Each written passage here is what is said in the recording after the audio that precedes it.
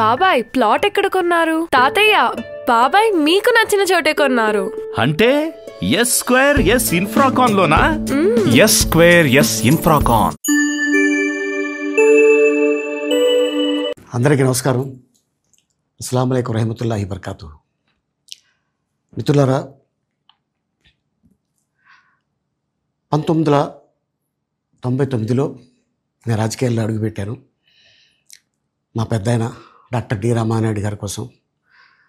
ఎందుకంటే నేను child artist తర్వాత నేను మళ్ళీ ఒక వయసు వచ్చిన తర్వాత నాకు అద్భుతమైన అవకాశం ఇచ్చి ప్రేమ ఖైదీ అనే సినిమాతోటి మళ్ళీ నా కెరీర్ స్టార్ట్ అయింది చైల్డ్ ఆర్టిస్ట్ తర్వాత.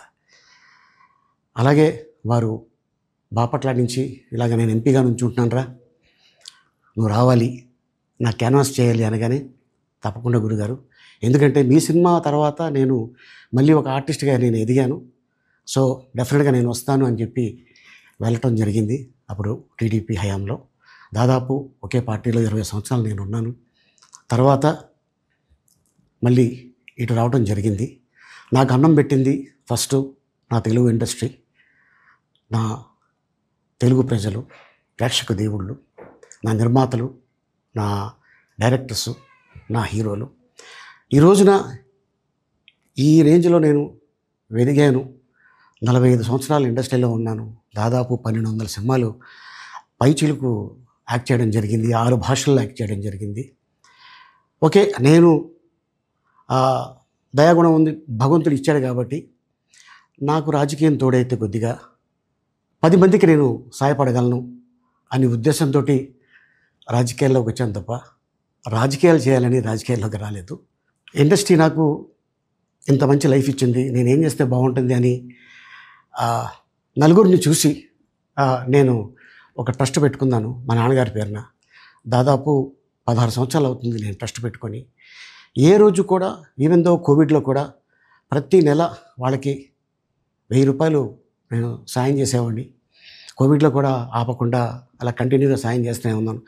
చాలామందిని నా కుటుంబంలో అవ్వచ్చు, బయట వాళ్ళు అవ్వచ్చు, చుట్టాల్లో అవ్వచ్చు, చాలామందికి చదివించాను నేను.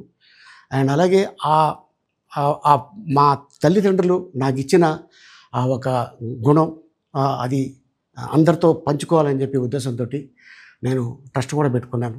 నా ఇన్కంలో దాదాపు 20% నేను ట్రస్ట్కి ఇవ్వటం జరుగుతుంది.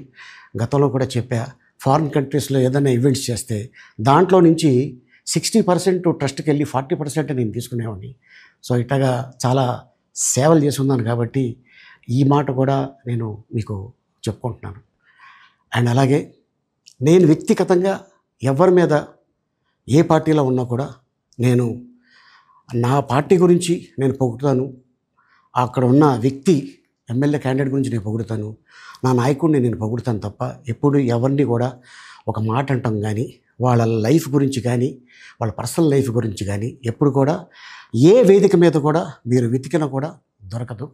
అండ్ అలాగే సో నేను ఈ రోజున మీ ముందుకి రావడానికి కారణం ఏంటంటే, నేను ఏ పార్టీ మనిషిని కాదు, ఏ పార్టీ సపోర్టర్ని కాదు, ఐఎమ్ జస్ట్ కామన్ మ్యాన్గానే ఉండి ఇక నా సినిమాలు, నా షూటింగ్లు నేను చేసుకుందామని చెప్పేసి అనుకుంటున్నాను. That's it. ఈ మాట చెప్పడానికే నేను మీ ముందుకు వచ్చాను.